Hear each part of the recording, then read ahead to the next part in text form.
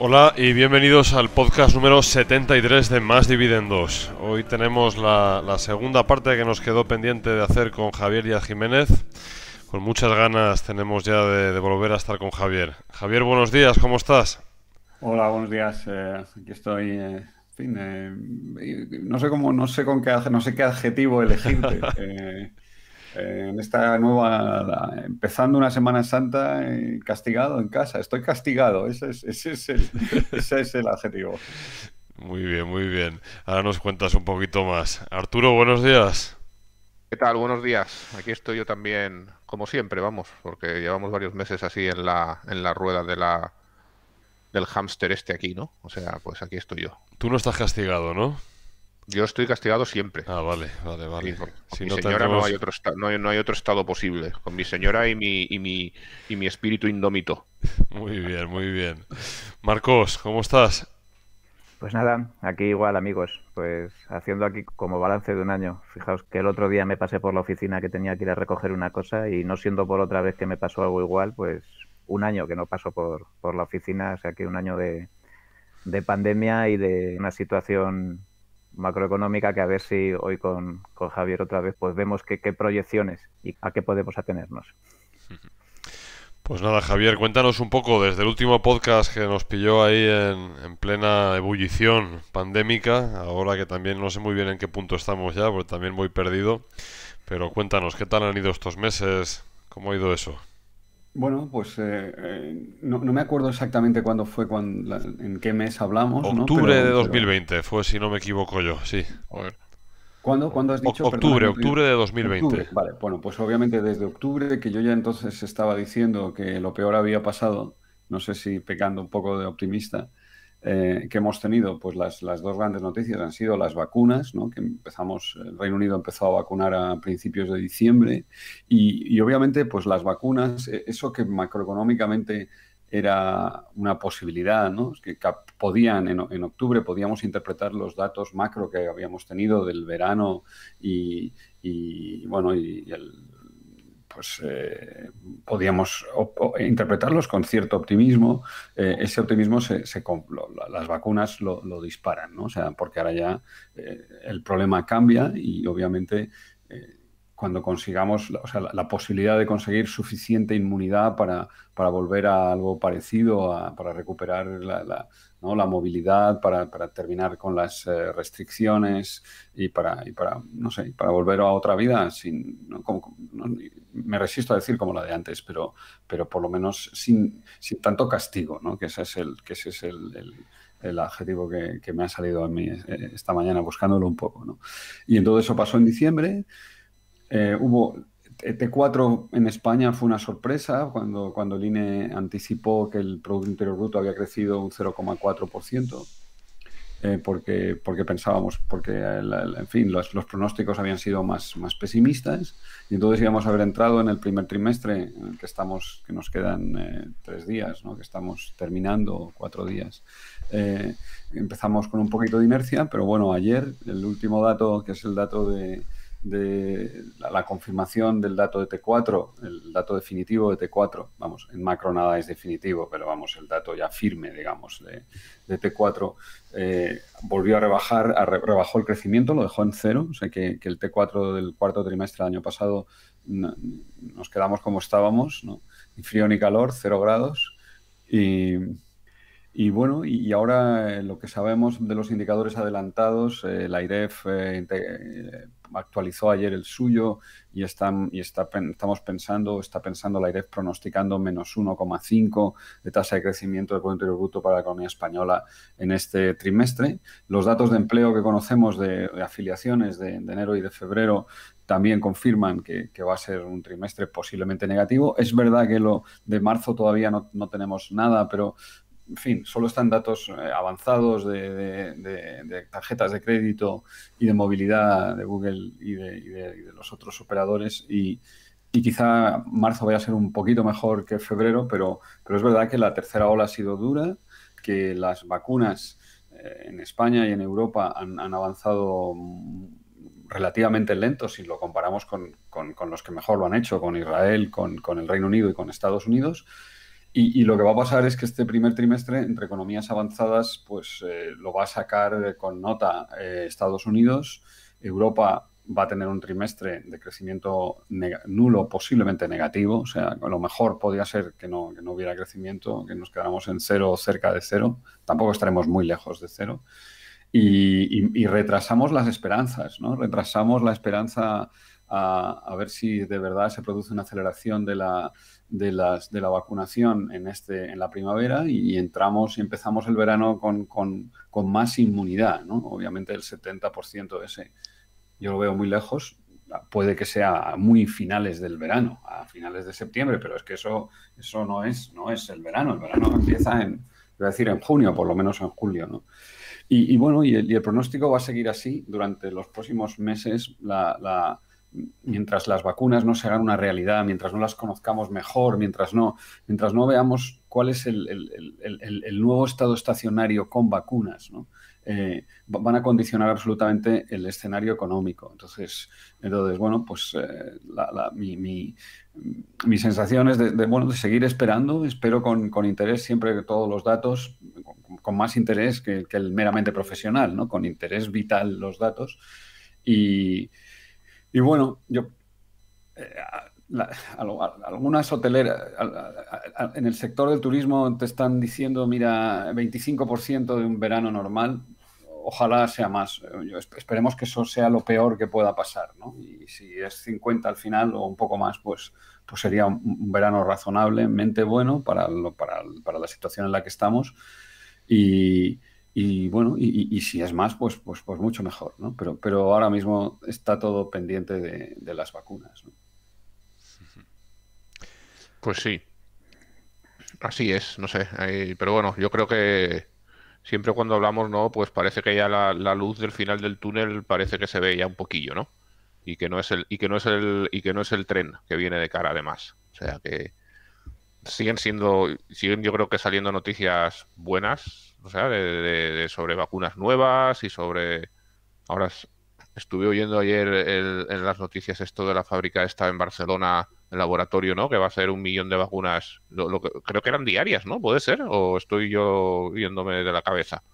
Bueno, pero si no son diarias, semanales al menos, vamos. O sea, que eso de Janssen, ¿no? Y esto, pues, también puede ser una buena cosa, ¿no? Lo que no sé es lo que haremos con ellas, porque con toda la polémica esta que hay del nacionalismo vacunil, pues no sé qué pasará. Parece un poco preocupante estas cosas, ¿no? No sé qué pensáis vosotros. Sí, en fin, yo la verdad es que es un poco decepcionante, ¿no? Sí, Cómo estamos gestionando en Europa y concretamente en España las vacunas. Hay otras tecnologías. A mí ayer un colega me estaba explicando no es exactamente un ionizador, pero hay otros sistemas sí. que pueden destruir el virus en interiores, relativamente sencillos, baratos. Entonces, vamos a ver, quizá también vamos a encontrar fármacos o procedimientos médicos que reduzcan la incidencia, la mortalidad, o sea, que reduzcan la mortalidad o la gravedad de la enfermedad una vez que la has cogido. Y entonces, bueno, pues todas y cada una de esas innovaciones pues van a contribuir a paliar los efectos de la pandemia. Es verdad que puede que volviendo a la parte de la economía, puede que la destrucción de empresas, el paro, todas las personas que siguen en ERTE, ese millón de españoles que están en expedientes de regulación temporal de empleo, terminen en ERES o muchos de ellos terminen en ERES y bueno, todavía lo que queda por delante va a ser muy complicado, ¿no? Y a lo mejor ya estamos llegando a ese momento donde cada mes o cada semana importa, ¿no? Porque es de si cierro o no cierro mi empresa, o si cierro o no cierro el local, o si me jubilo o no me jubilo, ¿no? Y entonces, bueno, pues puede que veamos más destrucción de actividad. Y luego, fíjate, es que si luego se produjera un rebote, y aquí hay que agradecerle al español el subjuntivo, que es un modo verbal maravilloso para hablar de economía, ¿no? En el futuro, imponderables en realidad o difícilmente ponderables, ¿no? ¿El futuro de subjuntivo también lo usáis los economistas? Si nos pillara con una capacidad limitada porque ha habido mucha destrucción de capacidad, pues podríamos tener, efectivamente, podría haber inflación, ¿no? Independientemente de la que vayamos a ver por el repunte, por el efecto estadístico, por el escalón que va a ocurrir en abril con el petróleo, ¿no? O sea, cuando empecemos a comparar petróleo a 20 que estuvo en abril del año pasado con el petróleo a 70 que va a estar en abril de este año, pues eso le va a poner a lo mejor hasta un punto al índice de precios de consumo. Eso no es exactamente inflación, pero lo vamos a ver, ¿no? Te preguntaba, Javier, que si el futuro de subjuntivo lo usáis los economistas también, que esto es A mí me tiempo gusta usarlo, pero a veces se me olvida. O sea, que ya te digo que después de tantos años de profesión, tiendes al indicativo cuando en realidad deberías de estar siempre hablando en subjuntivo. O sea, yo intento hacerlo, pero colectivamente la tribu, Sí, la tribu no es tan cuidadosa como yo con esto. pero voy más allá, digo el futuro de subjuntivo, que ese es ese bonito tiempo, ¿no? Que ya casi nadie usa, ¿no? Más que en escritos jurídicos, creo yo, ¿no? Ese, ¿no? Desde luego que lo del futuro de subjuntivo es para nota. O sea, yo me conformo, me conformo con el imperfecto. Sí, si el petróleo cotizare en abril, ¿no? Exacto. Bueno, Marcos, Muy bien, que te pues veo con sí. ganas de preguntar. Vamos, bueno, perdón, Marcos, te dejamos a ti un poquito más, va. No, vamos a las preguntas y que seguro de las preguntas, pues... Si yo no te he notado sabes... haciendo ruiditos nerviosos así en el fondo, Ya, ¿eh? hombre, O sea, por eso sé que quieres preguntar algo, o sea, venga. No, porque también escucho mucho el podcast de Javier Díaz Jiménez y, jolín, y algo de Bitcoin y tendremos que tocar, ¿no? Pero... estás que te bitcoineas encima. Claro, o sea, hombre, cosas de ese tipo, hombre, y de la tasa de ahorro, que a lo mejor, oye, pues eso que ha comentado ahora de la inflación, una cosa puede ser esa y otra que si las tasas de ahorro están tan, como dicen, sobre todo en Estados Unidos tan altas, pues a ver si también la inflación puede venir por ese lado. Pero bueno, que yo creo que mejor damos paso a las preguntas para que no queden en el alero y seguro que de ahí pues salen cosas. Venga, vamos allá. Vale, pues venga, va. Empezamos con la primera. Dice, la pregunta Bas, dice, muy buenas, a mí me gustaría saber la opinión de Javier sobre la inversión indexada. A mí la inversión indexada me gusta, me parece que es una manera muy razonable de gestionar una cartera. O sea, yo creo a mí me gusta la diversificación por categorías. En toda cartera debe haber dinero loco y debe de haber índices y debe de haber y esto y debería de ser dinámico, ¿no? O sea, a mí soy más activista en cuanto a la composición de la cartera en categorías de activos que en cuanto a elegir concretamente acciones o activos concretos, ¿no?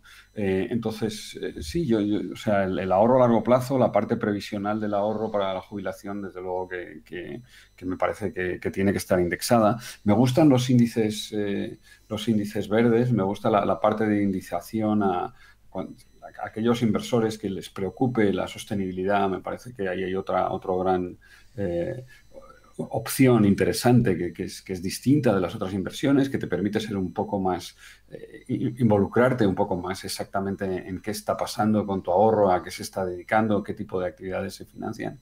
Y también me gusta la liquidez que te da el hecho de que sean instrumentos que tienen un mercado, ¿no? Que no sean over the counters, que son mucho menos transparentes. O sea que sí, me parece, soy muy partidario. Muy bien, pasamos a la siguiente. Camacho tiene dos preguntas. La primera dice, por sus intervenciones en los medios se ve que usted es una persona educada, tranquila y que respeta el turno de palabra cuando no le toca hablar.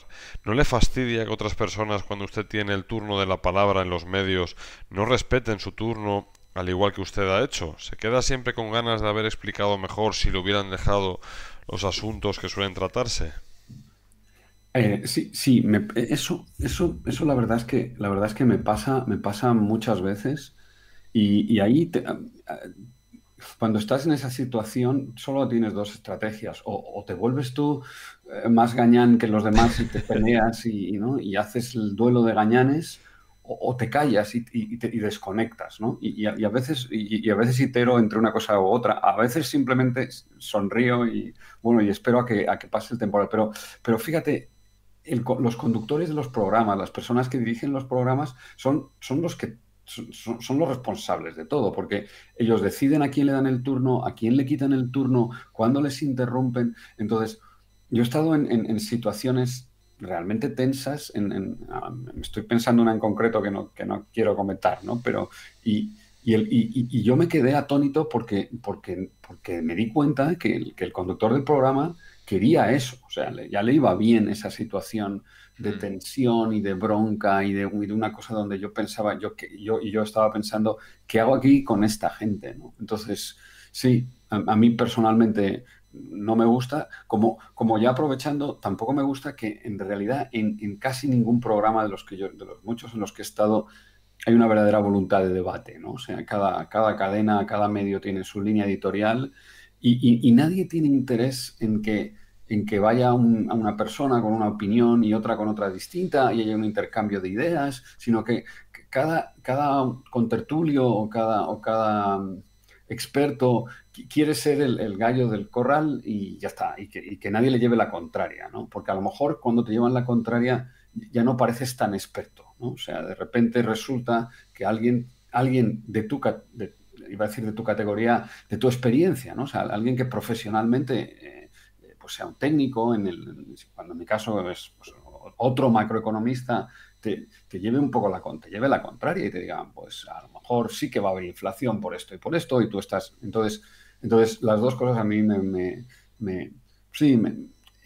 es que me ofendan, porque ya estoy acostumbrado, pero me desaniman un poco y me gustaría, y echo de menos, primero, más educación a la hora de respetar los turnos, los plazos y también más voluntad no, iba a decir descubrir la verdad, a lo mejor eso es un poco cursi, de realmente profundizar un poco más en las cuestiones y ver los dos lados del argumento. Eso es algo muy poco español, ¿no? O sea, aquí nadie quiere argumentos, lo que queremos es soflamas, pancartas y insultos, ¿no? Porque el siguiente paso de las soflamas y las pancartas, pues terminas insultando al adversario y da todo igual, ¿no? O sea, al final el discurso se vuelve de una calidad ínfima. Por eso los podcasts como este, como el que hago yo y como el que se vuelven el último refugio de las personas independientes y civilizadas. O sea, que a mí estar como charlando esta mañana con vosotros me parece un lujo, me siento cómodo. Podíamos ser 2 o 3, tendríamos los turnos y no, yo estoy seguro que aquí, en fin, porque lo da el ambiente. Y en cambio, si estuviéramos en cualquier programa, en cualquier tertulia, sería todo violento, intenso, insultante, interrumpido. O sea que, bueno, pues esa es la ventaja de tener nuestro propio casino, ¿no? O sea, nuestro propio casino, que es nuestro podcast, lo organizamos como nos parece y le ponemos el tono que queremos que tenga, ¿no? Pero esto que dices yo creo que es muy interesante, ¿no? A mí se me ocurre lo de qué fue primero, la gallina o el huevo. Es decir, el crear este tono en la televisión y en estos medios masivos es porque es lo que vende y es porque es por lo que el público demanda o están formando al público a que demande eso, ¿no? Es decir, Bueno, ¿qué podemos hacer, ¿no? y yo creo que son un poco, fíjate, son un poco las dos cosas. Esto sí, en mi memoria, que no soy muy de la tele, vamos, iba a decir no es que no sea muy de la tele, soy cero de la tele, yo soy de la radio, ¿no? Y la vida no me ha dado para ver la tele, porque estaba entretenido en otras cosas. Pero esto lo empezaron los programas de corazón, ¿no? Si no sé si os acordáis, y cuando empezó la televisión a convertirse en una especie de gallinero donde todo el mundo gritaba, eso y los primeros del Gran Hermano, cuando empezó todo aquello, pero lo sorprendente es que se ha pasado a programas serios. Yo me acuerdo, ¿cómo se llamaba el tipo que fumaba la pipa? Aquella, recordármelo, que Balvin. tenía un programa en la 2, Balvin, ¿no? José Luis Balvin, La Clave. Exacto, La Clave. ¿Os acordáis? Fíjate, qué viejuno, gracias. Gracias, Arturo. Qué viejuno hay que ser. Pues bueno, tú veías aquello, o los programas de Garci, que esos se pasaban de aburridos, ¿no? De cuando hablaban del cine, no me acuerdo cómo era. Pero era una delicia escuchar a aquella gente, su tono moderado. Yo me acuerdo con 20 años, porque debía ser esto hace 40 años, con José Luis Balbín, efectivamente, fumándose la pipa con esa voz que tenía el tío. Daba gusto. Bueno, pues eso completamente ha sido, se lo ha llevado por delante este mundo chabacano, iba a decir, de gritos, hortera, no sé, pero en el peor sentido de esas palabras. No quiero ir aquí ahora yo de fino y exquisito, ¿no? Entonces, ¿qué fue antes, el huevo o la gallina? Pues yo creo que la competencia por la audiencia ayudó mucho. Y luego es que la tele y los medios han renunciado y no hay ninguno. O sea, lo que me sorprende es que han renunciado a su obligación, no sé si es una obligación, a que son a su posibilidad de educar a su audiencia, ¿no? O sea, que podía ser una obligación, pero que lo podía tener la tele pública. Pues no, la tele pública no quiere, tampoco quiere un debate sosegado con contraste de opiniones de ningún asunto. ¿No? O sea, aquellos programas que había en la 2, pues no sé dónde están. Yo ya insisto, no veo mucho la tele, ¿eh? Y alguien me puede decir, Javier, ok, pues si están, a mí no me ha llegado. Y si a mí no me ha llegado, no deben de estar mucho, ¿no? Porque obviamente... entonces, fueron un poco las dos cosas. Y desde luego, la tele y sobre todo la tele pública ha hecho dejación ha renunciado a ser ese gran instrumento educador que podía ser, ¿no? De educador de todo el mundo, educador masivo que podía ser, ¿no? Y ya está. Y entonces, pues cada cadena habla para su parroquia, tiene sus parroquianos, tiene sus tertulianos parroquianos, su línea editorial y ya está. Y no hay manera de tener un debate. Yo de verdad que lo digo en serio, lo he intentado, ¿eh? Lo he intentado con amigos, con colegas que son mucho más mediáticos que yo. ¿Por qué no discutimos una tarde de estas o una noche de estas tranquilamente? Y no he conseguido que nadie diga, venga, vamos a ello.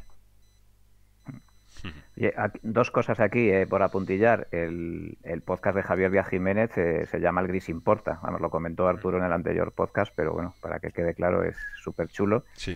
Y otra cosa que estás comentando, que fíjate, el otro día vine yo escuchando en el coche el podcast de Marcos Vázquez, Cine Revolucionario, que también estuvo aquí en un podcast también con nosotros, y comentaba, al hilo de lo que comentas, con su contertulio sobre la dieta intermitente, creo recordar, que le invitaron para hacer un programa, no sé si fue en La Sexta, hablo de memoria, y que cuando vio el programa en concreto, pues vio que efectivamente cuando hablaba de un lado y del otro, solo salió lo que hablaba de un lado. Dice, es que estaba totalmente dirigido, ¿no? Y es que cuando tiene la línea y el programa se va dirigido hacia un momento, pues claro, incluso aprovechan la opinión de un experto pues para dirigir la línea hacia donde quieren.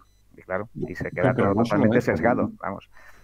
Marcos, no solo eso, en todos los programas de la tele, en todos los que yo he estado y en casi todos los de la radio, hay censura previa. O sea, que te llama la productora o el productor y te preguntan, oye, ¿tú qué vas a decir? Primero, o sea, te ven por dónde respiras, ¿no? Y entonces pasan cosas. O sea, dicen, bueno, oye, Javier, es que hemos cambiado la escalilla o no sé qué ha pasado y entonces ya se ha acabado. Ya. O sea, que es muy... De verdad, no nos damos cuenta. Yo no digo, no lo hacen por maldad, ¿eh? O sea que la dictadura de los medios y de los algoritmos en las cadenas privadas, que ahí se entiende más, ¿no? Pues es brutal. Pero lo sorprendente es que ya que tiene que haber tele pública, que por cierto, en fin, no tiene, me he equivocado, ya que hay tele pública, que deberíamos discutir si realmente tiene o no tiene que haber tele pública, la prensa del movimiento pues desapareció, pero la tele del movimiento aquí sigue. O sea, ok, no es ya del movimiento, pero sigue siendo del régimen. Bueno, no es del régimen.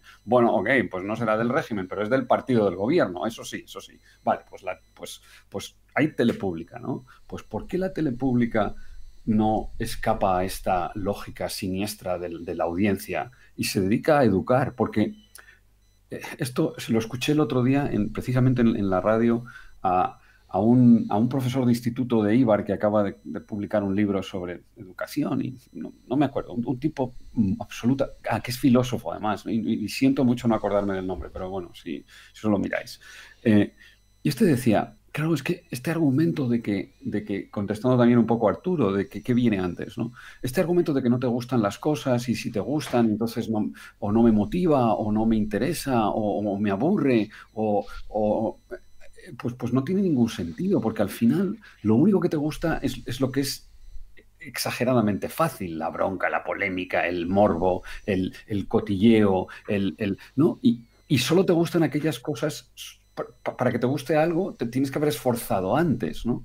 Y entonces la tele, la tele pública no nos está educando para que nos gusten debates sosegados, argumentos complejos, porque no nos lo da, ¿no? O sea, y esa es una tarea lenta de décadas, a lo mejor, o de siglos, de Gotham Malaya, donde poco a poco tú vas manteniendo un tono, donde entiendes que tu objetivo no es tener una audiencia, no es disparar el medidor de audiencia, sino es tener una audiencia fiel y educando a la gente poco a poco y bueno, pero eso está absolutamente ausente, ¿no? Y por lo tanto, luego nos quejamos Es que yo creo, no sé si esto lo dijimos ya en el otro podcast, pero la educación es todo. Si me dejáis cambiar una cosa, solo una cosa, no voy a cambiar las pensiones, no voy a cambiar el mercado de trabajo, me da igual la organización territorial del Estado. Todo eso son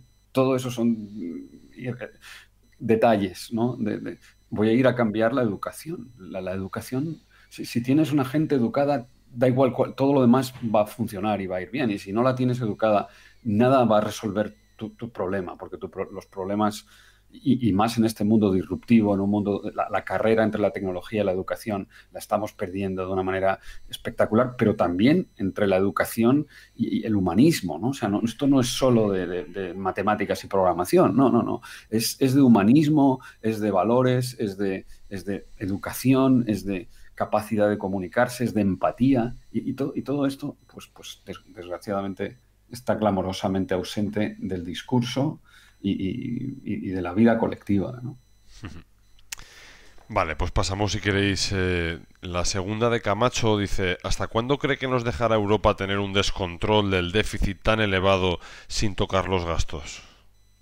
Pues mira, yo había pensado que el partido se jugaba en verano del 21, y esto lo pensé muy pronto, lo pensé pues hace un año, ¿no? Cuando empezaron los confinamientos dije, bueno, pues este verano, por el verano pasado, claramente es muy pronto y va a haber manga ancha, y en el verano del 21 empezarán a cambiar las cosas, pero lo que sí que ha pasado, o sea, y realmente para ser positivo, por lo menos en alguna cosa, el hecho de que Europa lo esté haciendo tan mal colectivamente, ¿no? El hecho de ahora vamos, la contabilidad de las olas de la epidemia la he perdido. No sé si Alemania esta es la tercera o la cuarta, pero los contagios disparados en Alemania y en Francia y en Italia en estos mismos momentos hacen que la respuesta a tu pregunta es hasta que haya suficiente inmunidad y se acaben las restricciones. O sea y luego súmale 6 meses. O sea, yo creo que el sur de Europa necesita un verano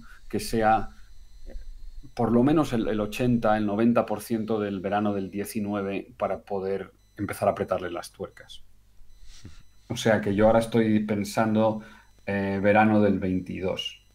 Verano del 22. Vale. Dan Gates pregunta: un placer siempre escucharles. Parece que Europa lleva tiempo rezagada en innovación frente a Estados Unidos y China. ¿Debería la Unión Europea dejar de lado tanta regulación y permitir a empresarios tomar mayores riesgos, crear un entorno más business friendly en definitiva?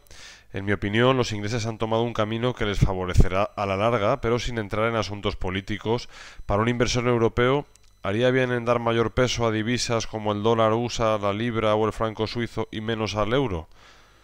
Bueno, ahí, mira, ahí tengo, iba a decir tengo el corazón partido, pero por una parte yo soy un académico, o sea, iba a decir aunque no lo parezca, o he sido, vamos otra vez, voy a usar bien ahora son los tiempos del indicativo, ¿no?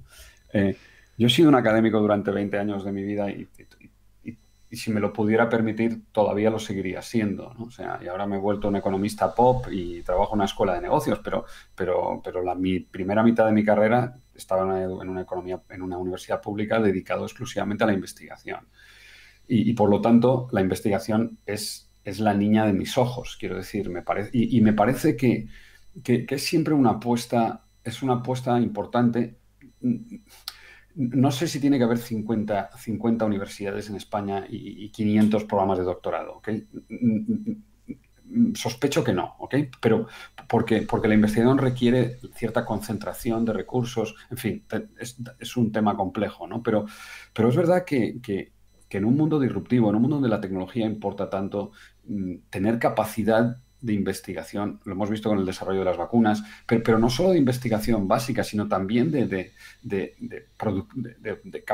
investigación operativa, ¿no? En el sentido de ser capaz de fabricar esas vacunas, de mejorar los procesos, de mejorar la logística. O sea, hay muchos márgenes, ¿no? No es solo probar teoremas y descubrir y secuenciar genomas, ¿no?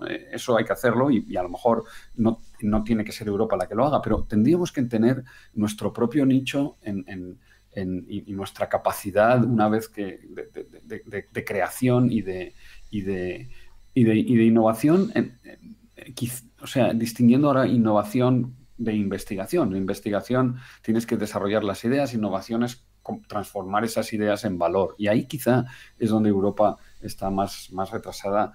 Y me parece que eso es una política cortoplacista que lo que va a terminar haciendo, no lo que va a terminar, lo que hace es que el talento europeo se vaya a otros sitios, se vaya a Estados Unidos y se vaya a Asia en cuanto Asia lo remunere lo suficiente, ¿no? A otros centros que están dispuestos a costear ese tipo de actividad que es dura, que es costosa y que tiene que no tener rendimientos a corto plazo. Me estoy acordando y me estoy sonriendo tontamente de un tuit de Feynman que puso hace poco. Yo no sé si seguís a Feynman, pero es muy recomendable. Y ponía... sí, la física es como el sexo. De vez en cuando, pues sí, sirve para algo, pero no es eso por lo que lo hacemos, ¿no? Más o menos. Mala traducción o sea, que la ciencia básica, pues hay que hacerla aunque no sirva para nada, ¿no? O sea, y eso requiere financiación y requiere un número, o sea, requiere un tamaño, un mínimo, y Europa no lo tiene. Sí. Y añadía también, por último, si tuviera que hipotecarse a 25 años, ¿tipo fijo o variable? Es verdad que me he saltado una que me había dicho. ¿Cómo pondero el dólar y el euro Sí. y otras divisas? Mira, el crecimiento en el muy largo plazo a lo mejor no depende tanto de quién sea el inventor, de si va a ser China. Vamos a suponer que la carrera es entre China, Estados Unidos y Europa. Y a Israel vamos a suponer digamos que son esos tres, ¿no? Pues a lo mejor en 2030, o sea, voy a precisar, ¿eh? Ya sabéis que un economista prudente nunca dice un número y una fecha en la misma frase. O sea, si te digo un número, no te digo la fecha, pero voy a hacerlo. En 2030 puede que la gran ventaja europea es que en Europa somos mejores en distribuir. Somos los grandes especialistas en la redistribución, ¿no? Y puede que la productividad no sea tan importante en 2030, en 2040, y que importe más mantener la cohesión social con mecanismos redistributivos o distributivos que Europa tiene mucho más experimentados y mucho más desarrollados, por ejemplo, que Estados Unidos. Entonces, yo no descartaría al euro, quiero decir, Europa, como el futuro de Europa, debido a que en la medida en la que la tecnología, en que las máquinas, los algoritmos, los procesos se vayan automatizando en todos los sentidos y que requieran menos de la participación de las personas, pues la productividad la vamos a delegar en esas máquinas y en esos algoritmos. Y por lo tanto el problema va a ser cómo repartimos la productividad de las máquinas, ¿no? Independientemente de quién sea el propietario de esas máquinas, ¿no? Entonces yo no descontaría Europa. Y ahora que esa era la segunda parte de la pregunta anterior. Sí. Y ahora esta última, repíteme, ¿cuál era? Si tuviera que hipotecarse a 25 años, ¿tipo fijo o variable? Qué gran pregunta. Esta me la han dicho muchas veces y siempre la contesto, me gusta contestarla a la gallega, ¿no? Depende mucho de lo que quieras y sobre todo depende mucho de cuál sea de la edad que tengas y de cuál sea el perfil previsto de tus ingresos, ¿no? O sea, si tú ahora, imagínate que ves una oportunidad de la casa de tus sueños, el terreno, lo que tú, en fin, un activo inmobiliario que te parece atractivo, pero en este momento tu capacidad de endeudamiento es limitada. Bueno, pues entonces, pero esperas que aumente con el tiempo tu capacidad de gasto porque eres joven y vas a ir subiendo tus ingresos y demás. Bueno, pues entonces probablemente lo que quieres es yo a esa persona le aconsejaría que se quedara con un variable, porque si suben los tipos dentro de 10 años, pues no te va a doler tanto, ¿ok? Y en cambio, si es más bien al revés el perfil, me tienes que decir cuándo piensas que te va a doler más en la subida de tipos, ¿no? Y si piensas que la subida que te va a doler más en el futuro porque tu patrón de gastos es de otra manera, pues entonces tendrías que irte a un tipo fijo. Otra cosa fundamental es cuál es el tipo fijo, ¿no? O sea, obviamente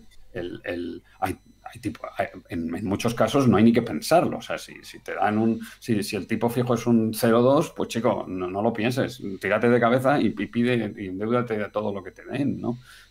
Importa la cantidad.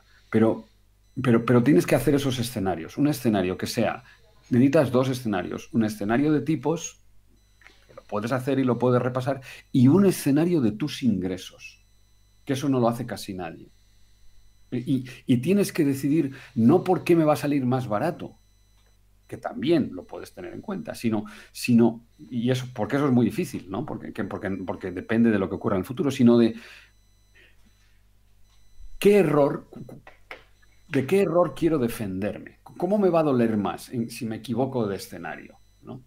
Y esa es mi idea, esa es mi aportación para contestar, escapándome un poco de esa pregunta. Muy eso bueno. También se pueden hacer un curso de estos de aprende análisis de Monte Carlo for Dummies, ¿no? Y eso también ayudaría, ¿no? Exacto. Lo mismo que has dicho tú, pero más sofisticado. Efectivamente. Esto, los alemanes aquí hacen, como son tan ahorradores, dicen que, claro, ellos se hipotecan porque aunque tienen el dinero en el banco, entonces dicen que, claro, que siempre variable, porque si baja, pues eso que se llevan, y si suben, como lo tienen, pues la amortizan. Claro, efectivamente, pero ves, eso ya es claro, es que ese es otra idea, ¿no? O sea, es otro objetivo de inversión. Donde estás usando el diferencial entre fijos y variables para hacer una cobertura, ¿no? Vale, se abro la pregunta. ¿Qué alternativa viable plantea al actual sistema de pensiones en España? Dice, edito para preguntarle qué planificación aconseja para preparar la jubilación, teniendo en cuenta su respuesta a la pregunta anterior. Es decir, lo primero, tu alternativa viable para el actual sistema de pensiones aquí en España. Pero eso ahí está implícitamente diciendo que no es viable el sistema de pensiones que tenemos ahora. ¿Eso es lo que hemos de interpretar de la pregunta? No, hombre, no, viable será, lo que no sabemos son las cantidades que sean viables. Sí. Mira que otro gallego. Vamos a ver, aquí 4 o 5 ideas que están siempre ahí flotando en el aire. La primera, ¿está quebrada el sistema de pensiones? ¿Es viable o no? Que ha preguntado Arturo. Y la respuesta es, depende de lo que entiendas por quiebra y por viabilidad, ¿no? Entonces, la pregunta es, ¿van a poderse pagar las pensiones comprometidas con las cotizaciones actuales? La respuesta es rotundamente no. Claro. ¿Sí? Ya está. Fin de no hay nada que discutir. Entonces, Javier, bueno, y entonces están garantizadas. Entonces, ¿yo no voy a tener pensión? No, tu pensión está garantizada. ¿Pero cómo es eso? Pues muy fácil. Resulta que en España los mayores de 50 años somos más que las personas de 18 a 50. Con lo cual, las pensiones, lo último que va a hacer el Estado de Bienestar español es pagar pensiones. Cuando esté a punto de disolverse, el último acto del Estado español con la mano de Terminator es toma tu pensión.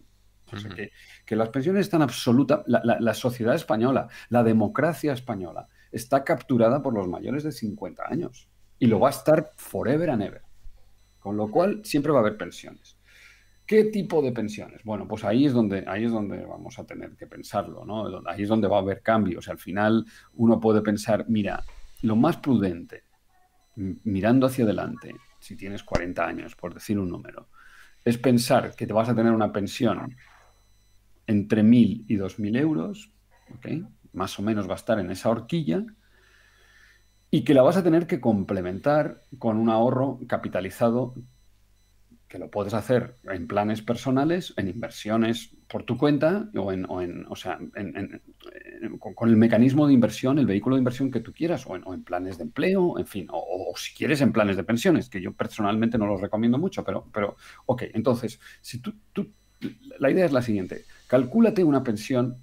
Si vas a tener la máxima de 2.000 euros, si vas a tener la mínima de 1.000, si vas a tener una intermedia de 1.500, ok. Decide cuánto quieres tener en tu jubilación, ok.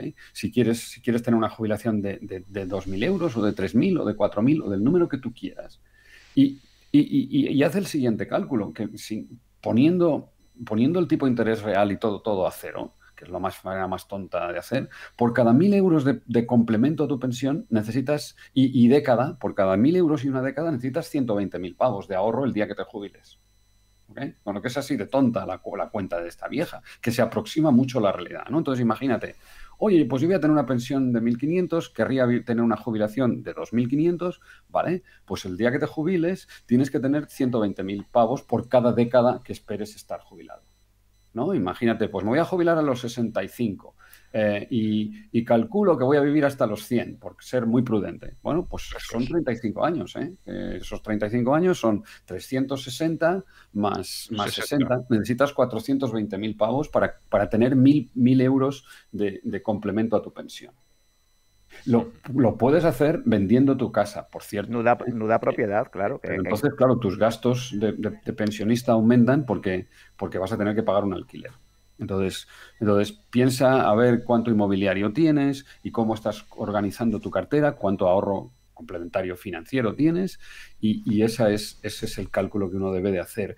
Es muy prudente llamar a una residencia que te guste, ¿no? En Benidorm, por decir, mi tío terminó sus días feliz en una residencia en Benidorm, le gustaba mucho estar allí, tenía ahí sus amigos, o en donde quieras. La mía, yo te llamo a una en Las Palmas porque me hace más ilusión, pero vamos, que puede ser donde uno quiera. Y pregunta, ¿cuánto cuesta un mes todo incluido? Y eso te da una idea muy buena lo haces en términos de dinero de hoy, y te da una idea muy buena de cuánto dinero vas a necesitar para jubilarte.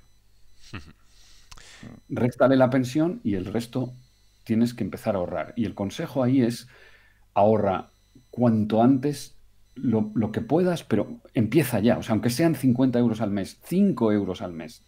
Porque si no te vas a perder el interés compuesto, ¿no? Y ahí me gustan las ETFs, me gustan las inversiones pasivas con las comisiones más bajas que puedas encontrar en el mercado. Eso es fundamental. Mucho más que preocuparte por la rentabilidad, preocúpate por la comisión. La rentabilidad nadie la garantiza, pero la comisión está garantizada. O sea, todo el coste de gestión, que incluye la comisión de depósito, la comisión de gestión, todos los costes enmarañados, esos... Morningstar me parece que te da coste total como si tiene un nombre, coste total el PER, de intermediación, ¿no? De ahí José Luis Escrivá, que es nuestro ministro de Seguridad Social, salió ayer que tiene 1.600.000 de patrimonio. O sea que él pasaría con creces O sea, él es de los de Dios rogando y con el mazo dando. Sí, la jubilación de José Luis Escrivá va a ser por lo menos de 5.000 pavos. 5.000. Sí. Bueno, depende de cuánto quiera dejar en herencia, que esto es importante. Si no quiere dejar mucho en herencia, va a tener una gran jubilación. Sí. Pero aquí en España la verdad es que no hay como una... No sé, no tenemos una cultura de utilizar la propia vivienda que tenemos en propiedad luego pues para los últimos. Parece que hay que dejarla en herencia porque sí o que nos la llevamos al cielo. Quiero decir, la nuda propiedad, oye, te permite estar hasta tus últimos días en tu casa pues disfrutando de esa venta pues con un ahorro que complementa perfectamente. Vamos, que yo creo que el tema inmobiliario en España, si algo tenemos aquí es que el parque que está en propiedad es altísimo, pero que se debe de utilizar también. Que parece que porque tienes tu casa... esa no cuenta, quiero decir, parece que por una regla de 3 hay que dejársela a los que vienen detrás o hay que dejársela a alguien, ¿no? El patrimonio inmobiliario se puede utilizar perfectamente para complementar tu vida final, que menos. Claro que sí, Marcos, pero además que fíjate, ahora mismo hay en el mercado, si buscando un poquito, y si no, yo os digo cómo, todo tipo de productos. Hay productos que dicen, vamos a ver, usted tiene una vivienda, ¿no? Sí. ¿Y usted qué querría? 1.000 euros al mes. Muy bien, pues yo le voy a dar 1.000 euros al mes. ¿Y qué va a pasar? Bueno, pues que el día que usted se muera, que Dios no lo quiera, que sea dentro de mucho tiempo, yo le voy, usted me va a devolver lo que yo le he dado, o sea, sus herederos me van a devolver lo que yo le he dado, pero y se quedan con el resto. O sea, yo no le quito, yo no le aseguro y el día que se acabe el valor de su vivienda, yo dejo de darle 1.000 euros, ¿comprendes? Entonces, esos criterios, y que pueden ser 500, y que pueden ser lo que tú quieras, y entonces eso permite eh, que tú puedas, o sea, que el riesgo tuyo de longevidad, lo tienes tú en parte, lo tiene en parte, y te están dando liquidez a un activo cuya principal característica es que es brutalmente ilíquido. Y te Exactamente. permite parcialmente dejarle hacerle un regalo a tus herederos el día que te mueres, si has tenido la mala pata de morirte antes, ¿no? O sea, que no es una hipoteca inversa radical donde hay una gran apuesta que genera mucha tensión y mucha oposición entre los herederos potenciales, ¿no? Es una cosa de decir, mira, yo voy a tener 1.000 euros más, que a lo mejor los quieres para dártelos en vida, invitarte de vacaciones o comprarle regalos a los nietos en Navidades, ¿no? O sea, que yo creo que tendríamos que ser... No es que haya que ser más creativos, porque ese tipo de instrumentos ya están en el mercado, pero estar más dispuestos a utilizarlos, ¿no? Y Sí. ser capaz de tener la sofisticación financiera suficiente para planteártelo como, bueno, vamos a repartir la vivienda entre yo, que soy el mayor, y mis herederos. Ya está. Y un coste de intermediación y un intermediario financiero al que le voy a pagar los intereses porque me está haciendo líquido, ¿no? Y va a estar renunciando a un flujo durante un tiempo. Pues le voy a pagar el principal y más los intereses el día que yo me muera, ¿no? Y va a ganar dinero contigo. Ya verás eso en los debates de televisión, esos a los que vas, que popular se hace eso, sí sucede. Y los fondos buitre y todas esas cosas. Muy bien, muy bien. Bueno, Jack Manger comenta, si observamos que nuestro crecimiento mundial ha sido y seguirá siendo a priori en base a detraer recursos limitados de nuestro planeta a gran ritmo, recursos que terminarán desapareciendo con el aumento de la población mundial previsto, porque entiendo que no sabemos o no podemos aumentar el PIB de otra forma. Ahora está de moda las inversiones o economías sostenibles. ¿Cuál es su opinión al respecto? ¿Cree en otras formas de seguir generando riqueza que no tenga que ver con la sostenibilidad? No, yo soy fanático de la sostenibilidad. No sé si habéis leído el libro de Bill Gates, Cómo evitar un desastre climático. Sobre todo el prólogo me parece espectacular. Y por cierto, si veis el audiolibro, el primer capítulo lo lee él y es como medio divertido escucharle. Y ahí básicamente dice, mira, aquí hay dos números que uno tiene que acordarse, ¿no? 55 trillones y 0. 55 trillones son las emisiones equivalente en CO2, de toneladas de CO2 al año en el planeta de gases con efecto invernadero, y 0 es lo que tenemos que tener, lo que teníamos en 1800 y en 1850, ¿no? Y es a donde tenemos que terminar. Entonces, no podemos, si queremos seguir en este planeta durante unos cuantos siglos o milenios más, pues vamos a tener que controlar el crecimiento. Tiene que ser ambientalmente sostenible, ¿no? Y fíjate que igual que en algún momento las empresas no tenían estados financieros porque no se habían inventado la contabilidad, y ahora pensamos cómo se puede llevar una empresa sin contabilidad de doble entrada. Me parece que la contabilidad de sostenibilidad, de ESG, va a ser fundamental, y no solo ambiental, ¿eh? Yo creo que las empresas van a tener que contribuir a mantener la cohesión social y van a tener que tener otros valores, y si no, pues van a desaparecer porque cada vez más vamos a ver que los propietarios de la riqueza, que al fin y al cabo son los fondos de pensiones, o sea, no, porque aquí hay tres, y las grandes fortunas, pero ¿quiénes juegan? Pues los grandes fondos de pensiones, los fondos soberanos y las grandes fortunas. Esos son los dueños de la pasta. Y luego está el sector, los gestores, o sea, luego viene BlackRock, pero BlackRock no tiene un céntimo. O sea, el que tiene la pasta es el fondo noruego y es el fondo japonés y es ¿no? Y son los fondos El de Qatar. árabes, ¿no? Esos son los dueños. Y estos dueños cada vez se están tomando más en serio qué pasa con mi dinero, ¿no? Con lo cual, y están dejando de decir, tú dame el 3% y no, ya está. Si no, amigo, no, tú me tienes que dar el 3%, por supuesto. Pero además me tienes que garantizar que no estás invirtiendo en esto o que sí estás invirtiendo en esto. Entonces, no, ¿va a ser sostenible o no va a ser?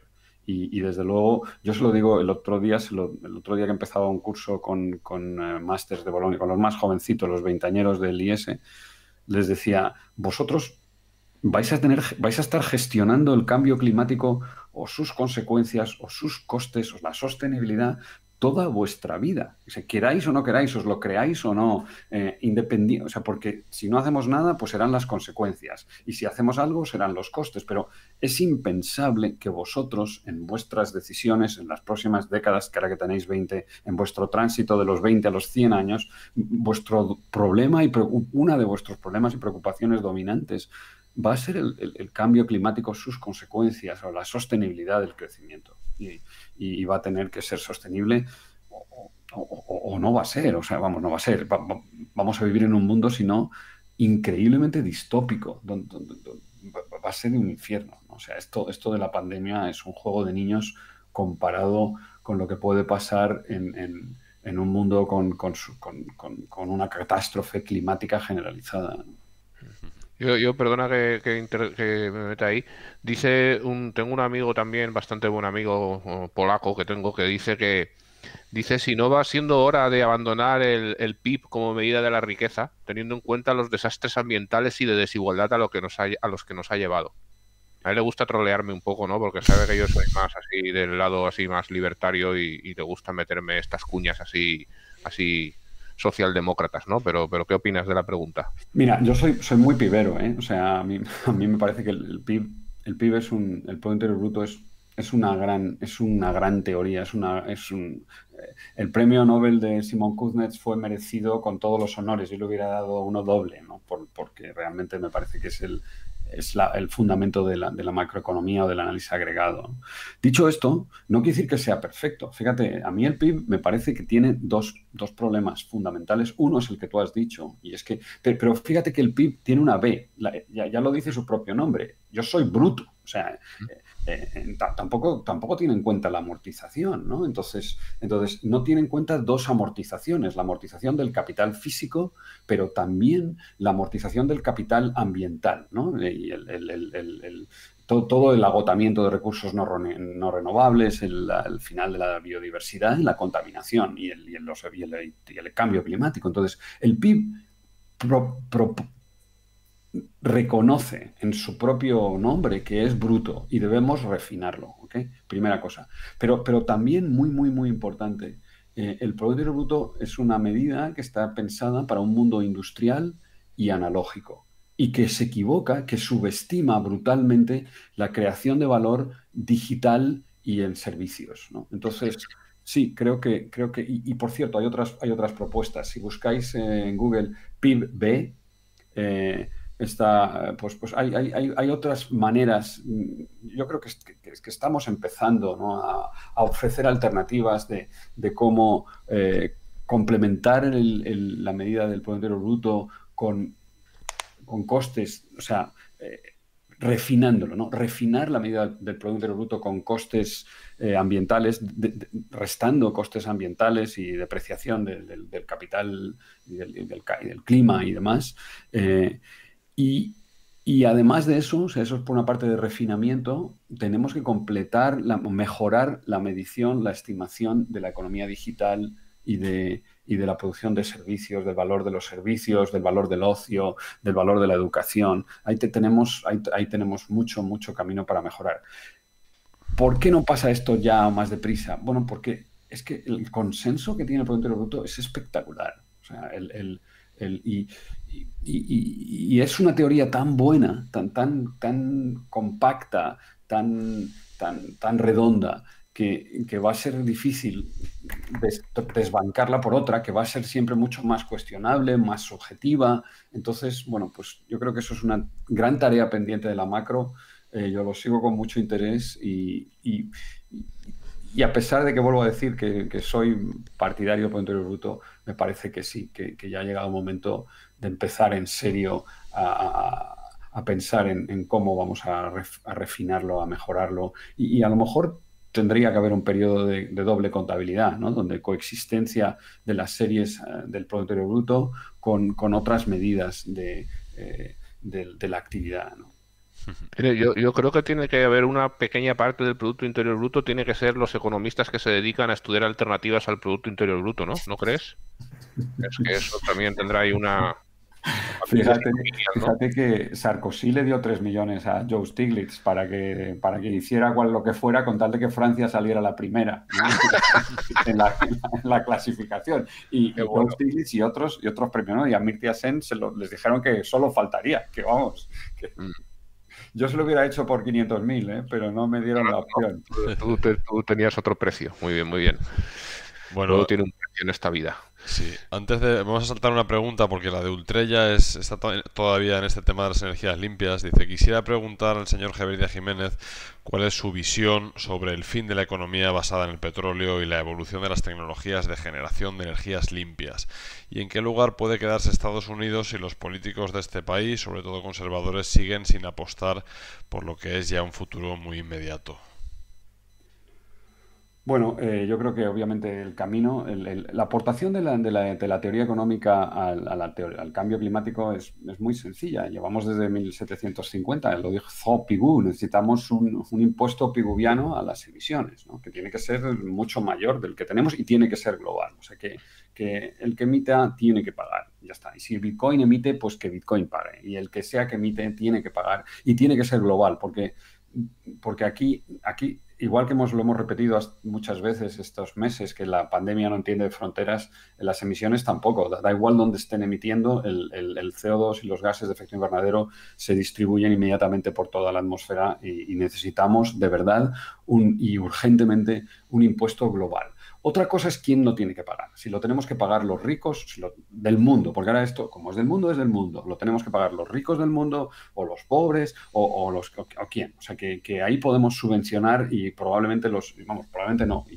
Y yo pienso que los ricos que ya hemos emitido la comparación de emisiones tiene que hacerse con el histórico, con la integral, ¿no? Con todas las emisiones. Los ricos que ya hemos emitido tenemos que ayudar a los países y a las personas que son más pobres, que están desarrollándose, a pagar el diferencial, porque hoy por hoy todavía sigue siendo más caro producir con energías limpias que con fósiles, ¿no? Que con hidrocarburos. Por lo tanto, hay que pagar el diferencial y bueno, y tenemos que hacerlo y yo creo que tendremos que hacerlo los ricos del planeta y que tendremos que tener cuanto antes un impuesto mundial sobre las emisiones. ¿Que Estados Unidos va a quedar atrás? Pues fíjate, creo que no. ¿Por qué no? Porque esto no es de políticos. O sea, hay un momento, yo creo que a los políticos les damos... Los medios nos llevan a sobrevalorar lo que hacen los políticos y su importancia y otra vez para arriba y mira tú y tal y tal. Y los republicanos. Al final son los consumidores. La soberanía de verdad en el mercado la tienen las personas. Y el cambio climático, yo creo que no hay que explicárselo que mucha gente, casi todo el mundo, lo vemos, lo experimentamos, lo recordamos, sabemos si Filomena ha ocurrido 1 o 2 o 25 veces en nuestra vida. A lo mejor no lo asociamos inmediatamente a las emisiones, pero a lo mejor sí, ¿no? Entonces, lo que yo he visto, es verdad que estuve en California y California a lo mejor no es representativo del medio oeste, no es representativo de la parte más, iba a decir, retrógrada, más conservadora, déjame que sea cariñoso, más conservadora de Estados Unidos, pero no, el grado de conciencia ambiental en una parte importante de sociedades es muy alto y se van a imponer. O sea, en Los Ángeles el Prius es el coche el coche más frecuente con ninguna duda y por supuesto hay multitud de coches eléctricos. O sea, pero el coche barato que usa la gente no tiene un motor convencional, por lo menos tiene un híbrido, ¿no? Y eso lo hacen porque quieren, ¿no? Entonces yo creo que las personas, que los individuos vamos a ser cada vez más conscientes de eso tan difícil que es emisiones, porque en realidad estamos emitiendo continuamente CO2, ¿no? Estamos emitiendo CO2 mientras grabamos el podcast, cuando fuimos al mercado, cuando salgamos, en fin, permanentemente el plástico, todos los derivados del petróleo está absolutamente por todas partes, ¿no? Pero yo creo que vamos a pagar ese diferencial y que no nos va a quedar otro remedio y eso genera muchas oportunidades también. O sea, que la transición energética que vamos a hacer va a abrir trillones de dólares de negocio, ¿no? y de posibilidades y de opciones. Y cuando miremos desde 2030, 40 o 50 para atrás, nos va a costar reconocer este debate, ¿no? Es decir, ¿cómo podían pensar que esto no iba a ser así, ¿no? Entonces sí, estoy muy concienciado con la sostenibilidad y me parece que la transición energética es inevitable y que se va a hacer a pesar de los políticos, a pesar de las reglas. Concretamente ayer le decía a uno de mis vecinos que estábamos cuidando a los niños en el parque, oye, ¿cuándo ponemos paneles? Porque tenemos aquí son unos bloques cuadrados, el típico bloque de caja de cerillas. ¿Cuándo ponemos paneles en el techo? En las azoteas. Y ya me dijo, pues sí, esto lo estaba mirando no sé quién, pues estamos pidiendo precios y tal, o sea que yo creo que iremos hacia ese mundo mucho más sostenible y mucho más consciente del clima y de esos otros factores de producción que tenemos que pagar. Yo dado que el haber ahí insinuado ahí, bueno, más que insinuado, expresado abiertamente, lo de impuestos y subvenciones en nuestra masa de audiencia puede haber creado así algunos quebrantos y deserciones, animaría a que se hicieran patreones, ¿no? La gente, porque evidentemente pues tenemos que compensar a la gente que salga espantada, que nos haya descubierto hoy y no vaya a estar con nosotros, ¿no? Entonces, por favor, si queréis apoyar el discurso independiente como el de Javier y Jiménez y el de otros invitados, pues haceros patreones, ¿no? Que eso nos hará más sostenibles a nosotros también. Eso. Muy bien. Bueno, el Tijeritas comentaba, tiene varias preguntas, no hay 10, pero vamos a intentar filtrar un poco. Dice, el primero, me gustaría preguntarle acerca de cuál cree que debería ser el papel de los gobiernos a la hora de planificar la economía. ¿Cree que existen realmente planificadores mundiales que controlan las decisiones macro? Ahora me voy a volver reganiano, ¿no? Es conspiranoico ahí, a tope. Reagan, en una de esos múltiples... mi primera época en Estados Unidos, yo llegué en 1984 y que fue la primera elección y luego tuve 2 elecciones de Ronald Reagan. Y una de las cosas que decía es, ¿cuáles son las 7 palabras que más miedo me dan del idioma inglés? Y la respuesta era, soy del gobierno y he venido a ayudar, ¿no? Entonces,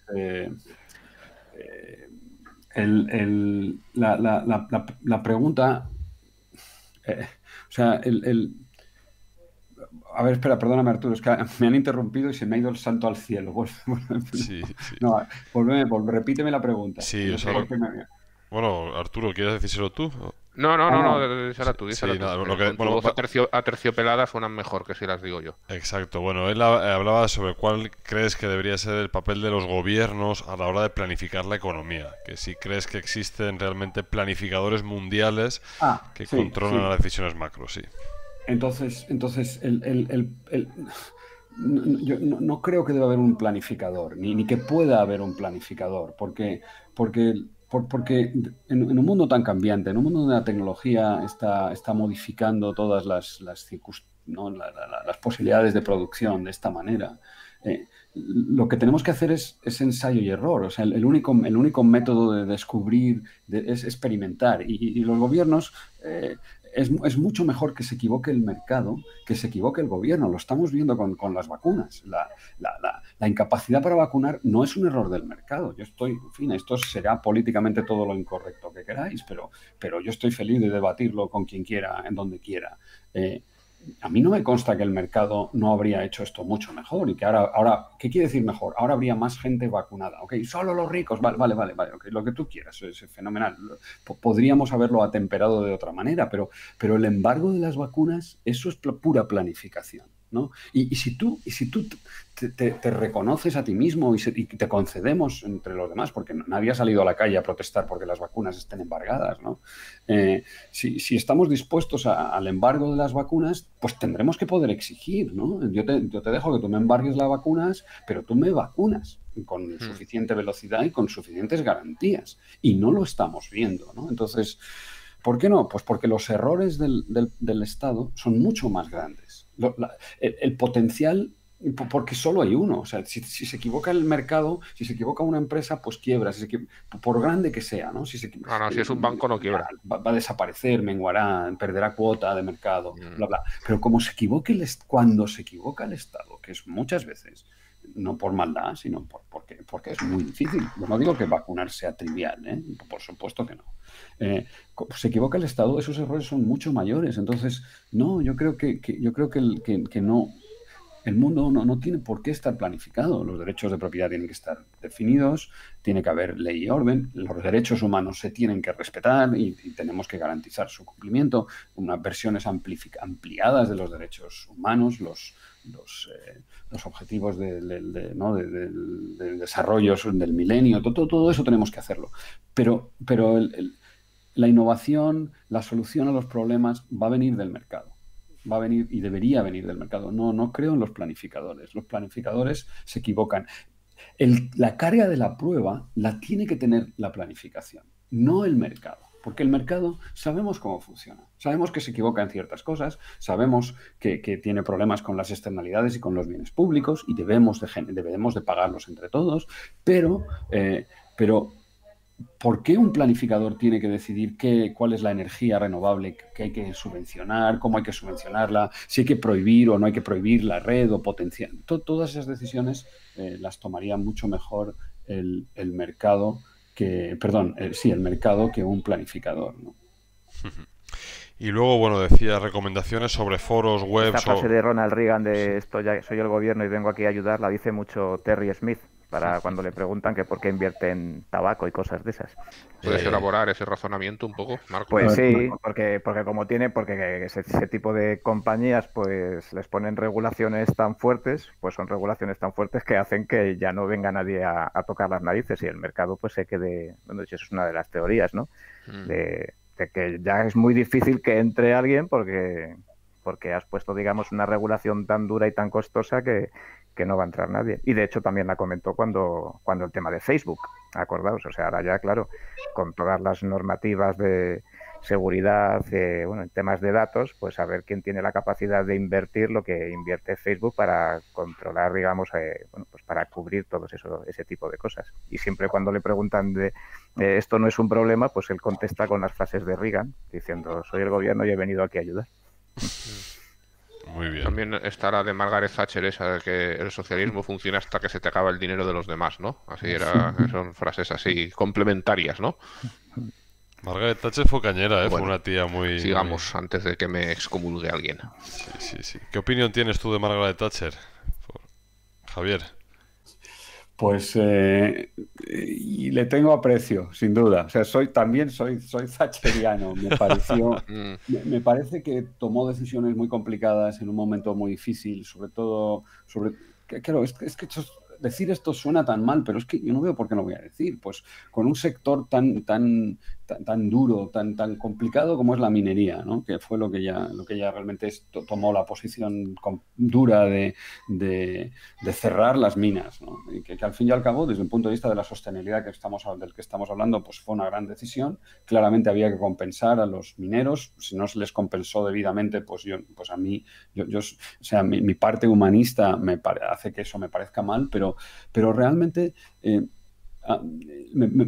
es bueno, o sea, yo creo que el Reino Unido, que estaba en una fase de decadencia intensa, le debe mucho a Margaret Thatcher. Cambió la dirección, renovó la sociedad, facilitó la destrucción creativa, porque sí hay destrucción, y la destrucción yo no estoy defendiendo, no me interesa Thatcher porque me interesa la destrucción. Me interesa Thatcher porque favorece la creación, lo que viene después, la renovación, ¿no? Y eso son las dos caras de la misma moneda. No vas a tener lo uno sin lo otro. Entonces me parece que la humanidad hoy y hoy quizás más tenemos problemas muy graves que se tienen que resolver con creatividad, y esa creatividad no va a venir del sector público, no va a venir del regulador, no va a venir de la planificación, va a venir en el mercado, y tenemos que potenciarla y que permitirla, ¿no? O sea que ¿qué debería hacer el Estado en este momento? Pues creo que lo comentamos la otra vez. ¿Ayudar a empresas? Pues no, claro que no. ¿Por qué va a tener que ayudar a empresas? Lo que tiene que hacer es favorecer la parte creativa de la destrucción, ¿no? Ayudar a las personas, amortiguar las consecuencias de la destrucción y favorecer la creación. Entonces, sí, si tengo que elegir me declaro parcialmente thatcheriano, en el sentido de creer en adelgazar el peso abrumador muchas veces del Estado, ¿no? Y sí, creo en la libertad, francamente. Sí. Bueno, la última pregunta que decía era recomendaciones sobre foros, webs o blogs para seguir la macro. ¿Qué es lo que más te gustan a ti? Bueno, pues yo sigo unos cuantos de mis colegas. En España fundé Nada es Gratis, el blog de economía aquel. Fui realmente el tipo que lo puso en marcha, ¿no? O sea, el que contrató montó Pedro Artiles, que fue con el que conocí entonces y que es mi productor ahora, nuestro colega en el podcast. Pues me lo encargó cuando estaba Pablo Vázquez en Fedea, y me llamó un día en un verano y me dijo: Javier, ¿por qué no hacemos un blog de economía y hablamos y tal? Y lo monté yo. La cabecera es mía, de hecho. O sea, el que puso esa cabecera es mía. Luego, a los 6 meses o así, ya me cansé un poco, en fin, y otro día, si queréis, os cuento los detalles, que tampoco tienen de más. ¿Os peleasteis así acrimoniosamente, así, saliste pegando un portazo o no? ¿Fue más, no, yo no soy muy de portazo, pero vale. me cansé un poco cuando se burocratizó demasiado y volvimos a la pelea de gallos de quién es el que... Yo ya me aburrí un poco, ¿no? O sea, no era esto, ¿sabes? No era esto lo que yo... No es esto, no es esto. No sé quién dijo, no es esto, no es esto. Yo quería una cosa más como el tono que tenéis vosotros, que amistoso y tranquilo, no de tú pones un post, yo voy a poner otro post inmediatamente para que mi post sea el primer post, en fin. Entonces, pues no, y luego ya venía la parte burocrática de: oye, tienes que entregar el post a las 8 del lunes, porque entonces... Y ya dije: madre mía, esto no es lo mío, o sea, yo, por favor, o sea, no. Total, que no acabó, y de hecho... Hombre, me encanta que siga ahí. El FDA se salió, mis colegas lo han continuado, y han venido otras generaciones de economistas, de comentaristas, y me parece que es un comentario en español, me parece que es probablemente el mejor sitio, ¿no? Luego sigo a colegas en Estados Unidos, me parece que hay muchos, hay unos cuantos, 4 o 5 posts en blogs en inglés que sigo con mucho interés. El de Cochrane, de Grumpy Economist. Hay un tipo que es medio periodista económico, se llama Noah, no me acuerdo. Noah Smith. Noah Smith, pues ahora tiene Substack. Tiene unos muy buenos. Por supuesto que sigo Our World in Data. Me parece espectacular el trabajo que hacen, me parece espectacular sus datos. Mark Rosser es un tío fantástico. Y así, pues esos son, digamos que esas 3 cosas son las que tengo todos los días en el correo, y las miro casi siempre. También sigo cosas de tecnología, me parece que es muy importante en este momento en el que vivimos, ¿no? El estar al tanto de tecnología, y ahí también sigo una newsletter, y más o menos eso es lo que sigo, pero yo soy bastante tradicional, o sea, la sección de economía del País me sigue pareciendo la mejor de todas. De vez en cuando miro también me llegan cosas de otros, de los medios, de la prensa económica española en general. y leo el Financial Times y leo el Economist. Y con eso, pues ya sabes.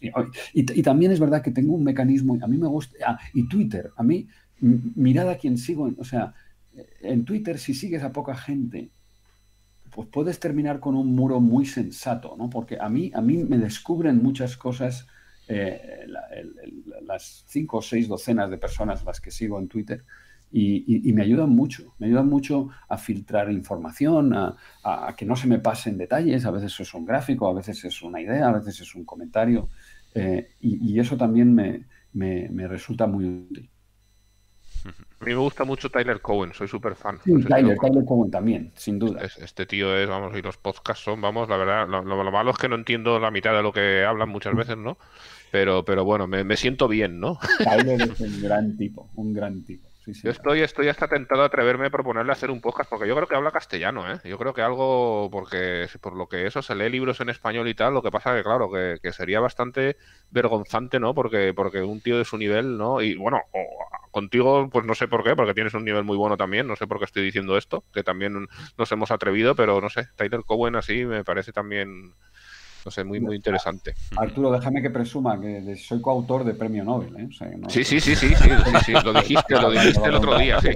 Tengo 2 artículos publicados en revistas con Ed Prescott, que fue mi director de tesis. Ahí le has dado la verdad es que me he metido ahí en un agujero yo solo ahí, que no sé ni cómo salir de él, vamos. Pero bueno, pero tú sabes que todo... Olvida esa presunción, ese farol.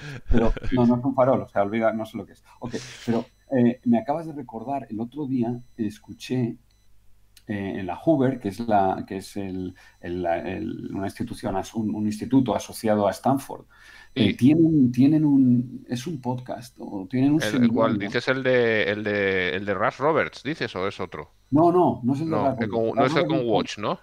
No, Econ Watch está muy bien, pero no es Econ Watch. Y ahí había 5 tíos, ahí estaba... no sé si Tyler, no sé si estaba, fíjate, puede que estuviera Tyler. Y había 5 o 6 tipos charlando así, en plan, porque salían ahí en su casa, tipo, muy californiano, ¿no? Hablando de economía. Ya sé quién estaba. Chuck Jones, que es el rey el tío que más sabe, uno de los tíos que más saben de crecimiento económico del planeta, y además lo cuenta con mucho cariño. Y no sé si Chuck Jones acaba de publicar un libro hace poco, poner Chuck Jones, Stanford, seminario, Hoover, y os va a salir un seminario de 1 hora espectacular. O sea, realmente espectacular. Contando el tío con un cariño, discutiendo con otros súper... O sea, de verdad, fue un rato inolvidable y absolutamente recomendable para seguir luego esa serie que está ahí y que no sé si es mensual, no sé cuál es su periodicidad, pero era un nivel espectacular.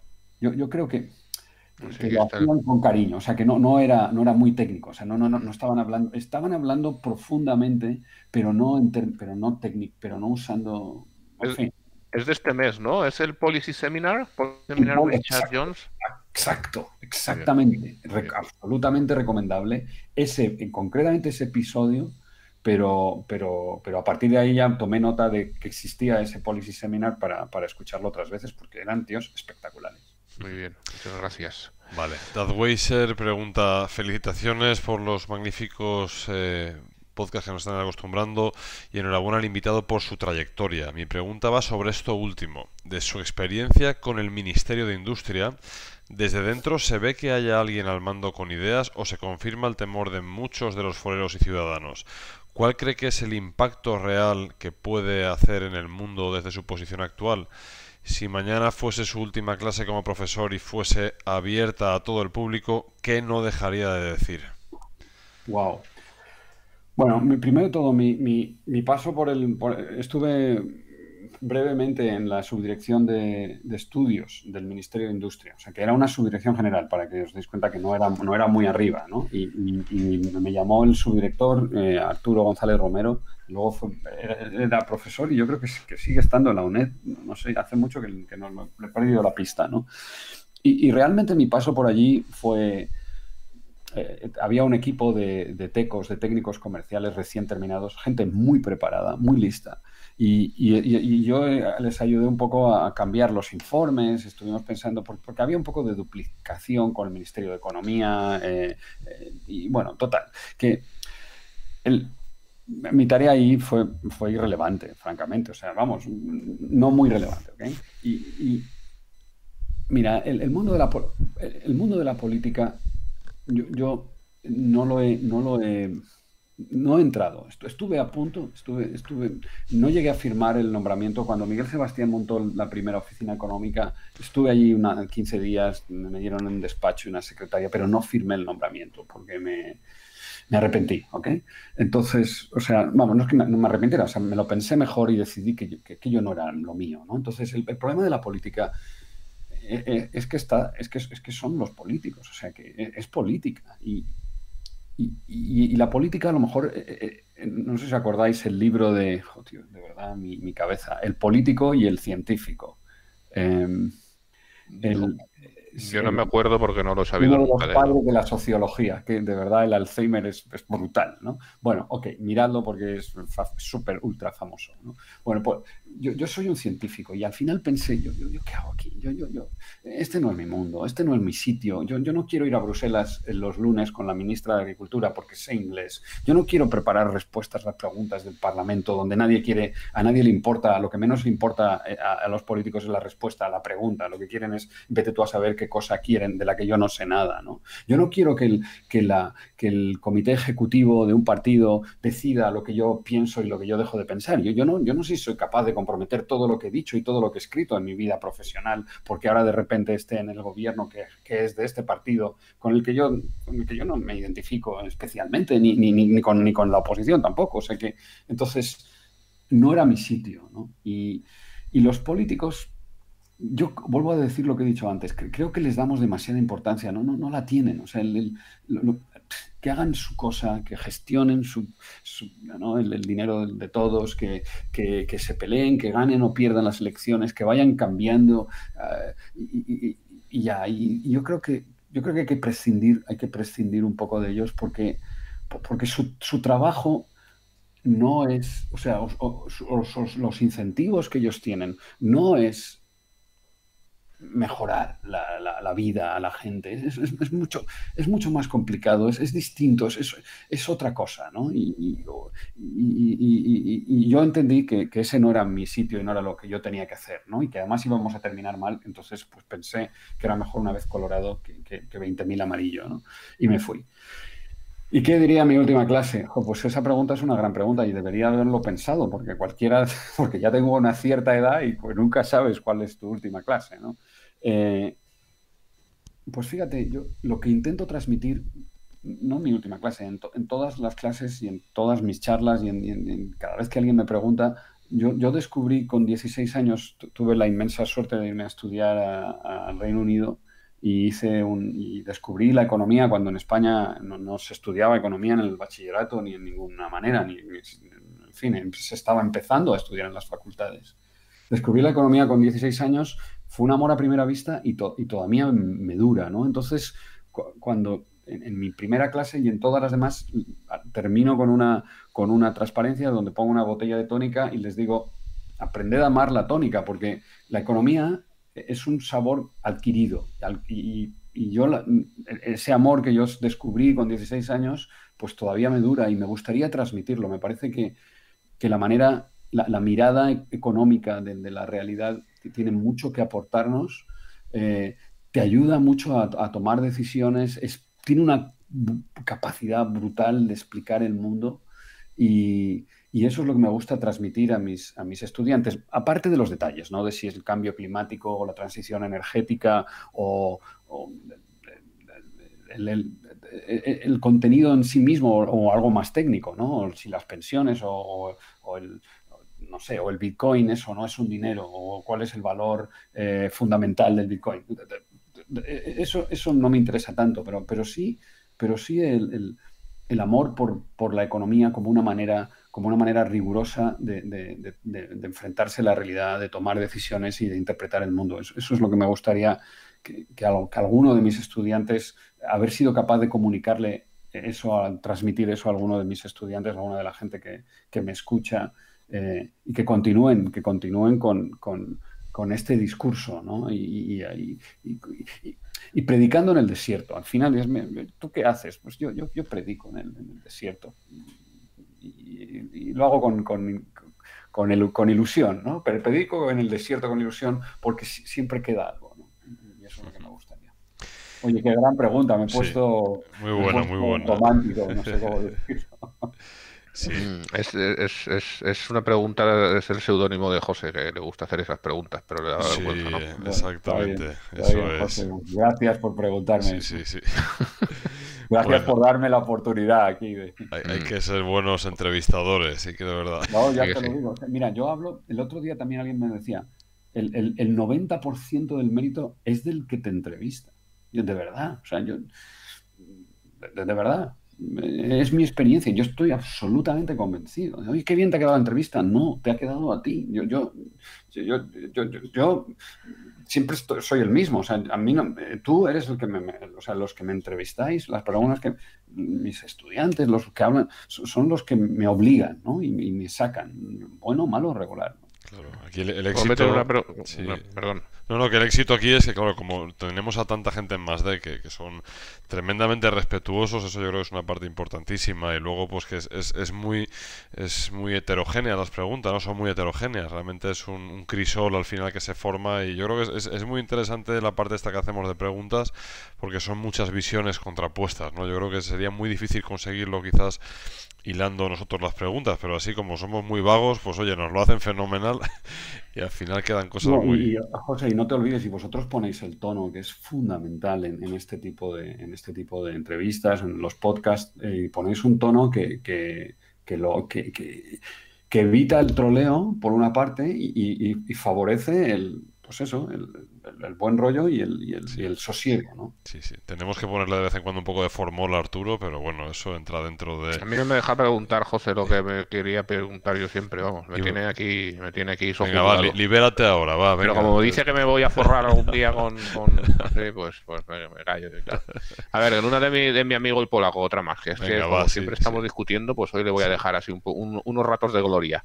Dice, si una empresa privada, digamos un hospital, consigue un beneficio de la diferencia entre el coste de las prestaciones y lo que cobra por ellas, ¿por qué no renunciar a pagar únicamente el coste con un hospital público ahorrándonos el sobreprecio? Yo le he contestado también, pero con insultos. Entonces te dejo a ti, que eres más reflexivo, que le des una pequeña colleja. Bueno, mira, hay una manera muy fácil de resolver ese dilema, se llama cheque médico. Entonces, y control de calidad del servicio a cargo del sector público, ¿no? Por parte del sector público. El problema no es el margen, el problema es qué uso se hace de los recursos y cuál es la calidad del servicio, ¿no? Y si un país se puede permitir ese catálogo de prestaciones y es la calidad de servicio que pida la gente, que pidan sus electores, los contribuyentes, ¿no? Entonces el problema de la gestión pública casi siempre es un problema de incentivos, es un problema de ineficiencia, es un problema de sobrecostes generalizados, ¿no? O sea que el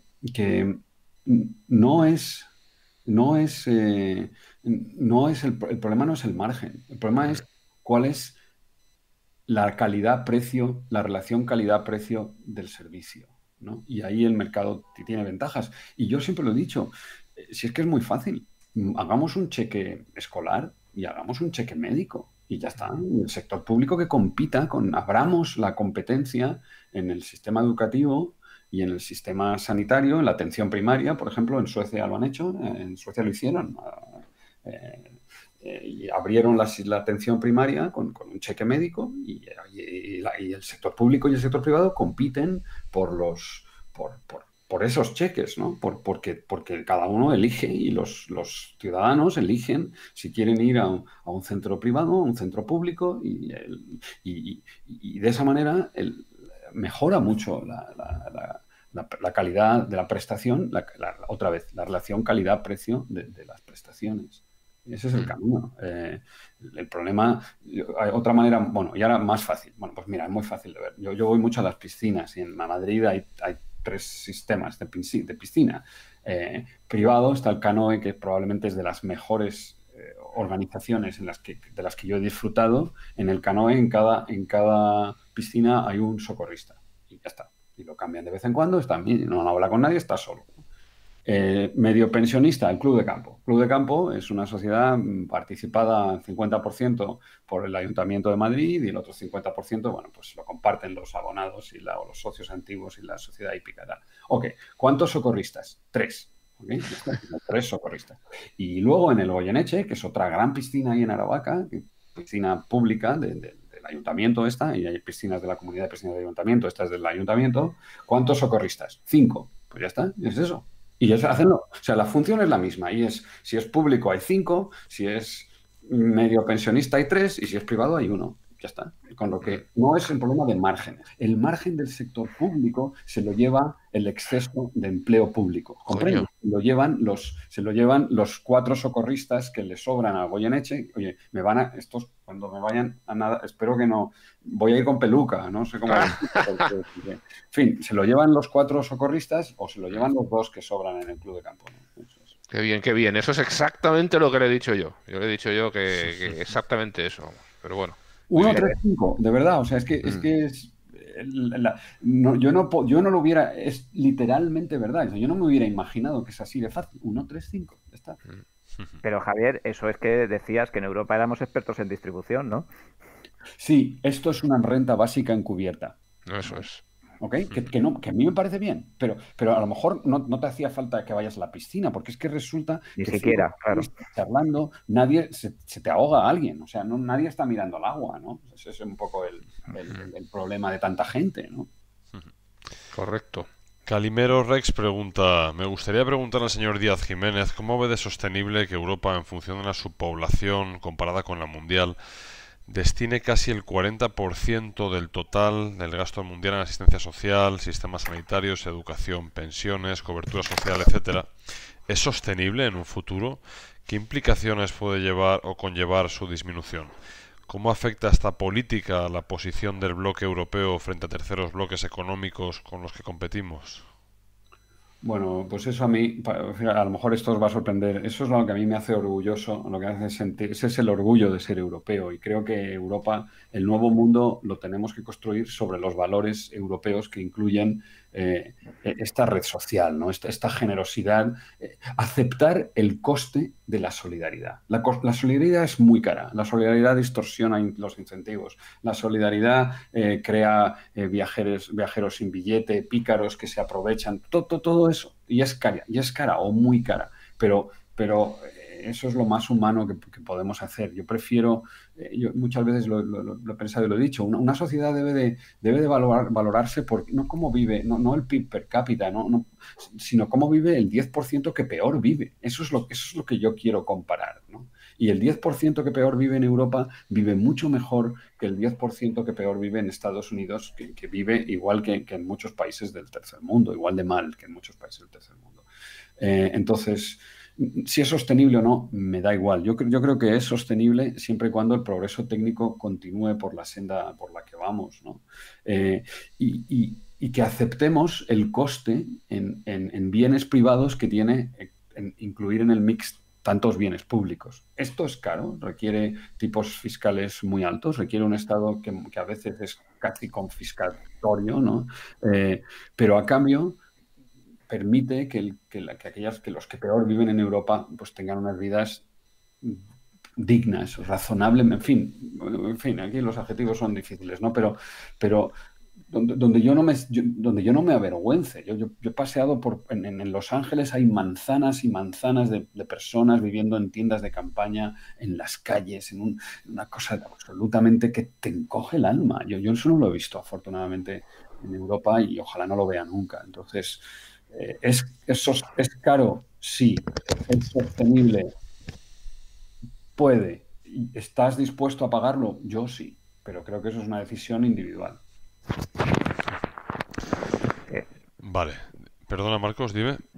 No, que le iba a decir a Javier que escuchándole en uno de sus podcasts, le digo, mira, ha hablado que si Thatcher me gusta y que ahora qué guay la sociedad de bienestar, que en uno de sus podcasts alguien le decía que era un humanista liberal, ¿no? Pues yo creo que quede Sí, claro. no, a ver, sí, no, eres un liberal humanista, ¿no? Había dicho O un tú, liberal humanista, sí. sí, es que eres un, no, liberal podemita. Digo, bueno, pues, madre mía. En fin, Según contestas, nadie no me sabe por hacía dónde te tanto, pillan, ¿no?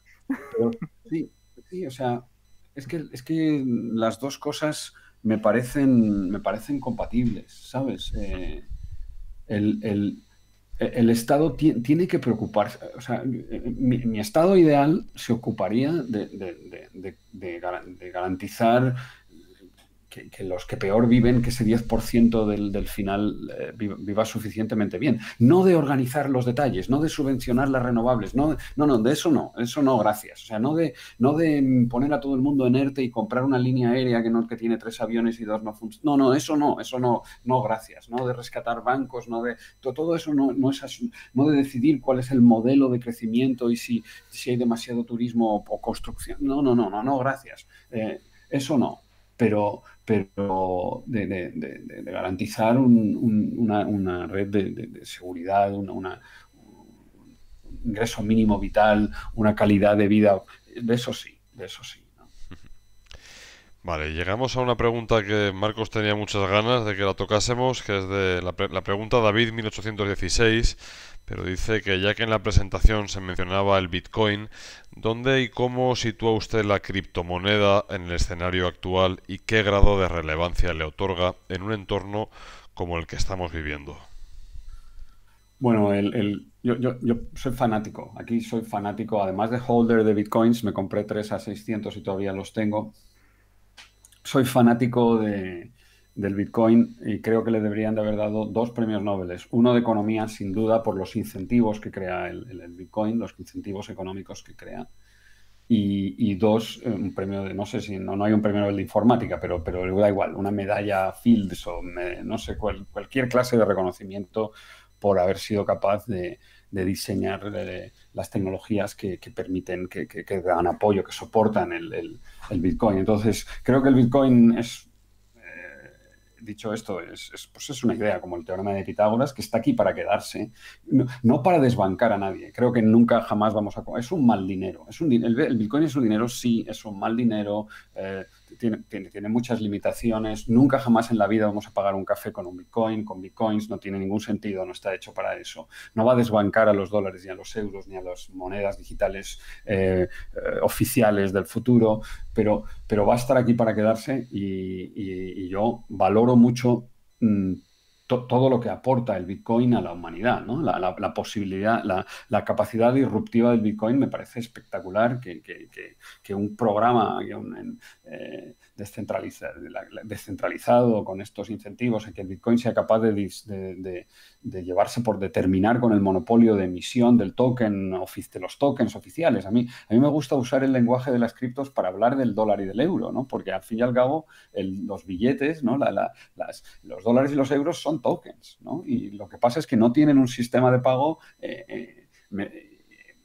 Y el sistema de pagos es la banca, es Visa, es PayPal, todo el mundo, todos los intermediarios que intermedian los tokens. Y el Bitcoin te junta las dos cosas. Y aquí está el registro distribuido y aquí está el token y está todo en uno y no necesito ninguna supervisión, ni ninguna autoridad central, ni ninguna, ¿no? Y eso lo valoro mucho. O sea, su potencial disruptivo doble, ¿no? Por una parte de los emisores, de los monopolios de emisión del dinero fiduciario y 2, de la intermediación bancaria, ¿no? De hecho, abre la puerta a la desintermediación completa del sistema de pagos, ¿no?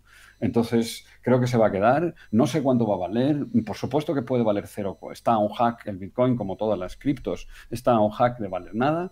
Y bueno, y dicho eso, pues me gustaría con mis 3 Bitcoins poder pagar la educación en Estados Unidos de mis 2 niños, ¿no? Con lo que eso quiere decir, para que quede claro, ¿no? Y no digáis que no me arriesgo.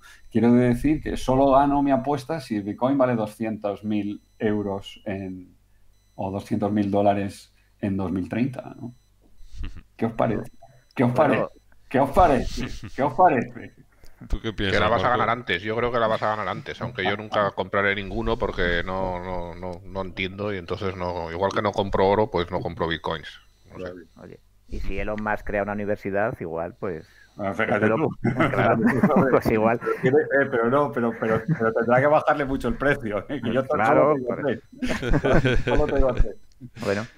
Muy Una cosa bien. que me gustó, que la escuché en tu podcast, fue además que, claro, mucha gente comenta el tema de la energía, ¿no? Que gasta el tema del Bitcoin. Y una cosa que me gustó que dijiste es que dijiste, bueno, pero esa energía ya está pagada, ¿no? Sí, no tiene deuda, no tiene deuda eléctrica como la que hemos tenido en Efectivamente, sí, sí. España, ultra multimillonaria, ¿no? El Bitcoin paga sus propios kilovatios y desde luego debería pagar, yo creo que eso también lo dijimos en aquel podcast, debería pagar el impuesto sobre el carbono a las emisiones. Pero fíjate tú, hay algo que no tenemos en cuenta y es que en 2030 una parte muy relevante, a lo mejor el 20, el 25, el 30% del consumo de electricidad del planeta se debe a la digitalización, ¿no? Va a ser en bases de datos, en transmisiones de datos, o sea que vamos a un mundo donde toda la parte digital necesita electricidad. Otra cosa es cómo se genere la electricidad, si pagas impuestos, cuánto emites, todo eso. Esos son asuntos distintos, pero claro que sí, el Bitcoin consume mucha electricidad y los ordenadores también, y este podcast y todas las bases de datos, bueno, y en el mundo digital el consumo eléctrico va a ser muy grande. La proporción de consumo eléctrico debido a la digitalización es creciente y va a continuar durante mucho tiempo y vamos a tener que acostumbrarnos a ese tipo a ese gasto. El desafío está en que esa electricidad, en que esa energía sea limpia y no esté cargándose el planeta. F. Gabriel nos trae dos preguntas. Una que sería, bueno, ¿cree usted que en un futuro el número global de personas que invierten en bolsa aumentará de forma notable? ¿Ocasionará esto un incremento del volumen total de dinero invertido?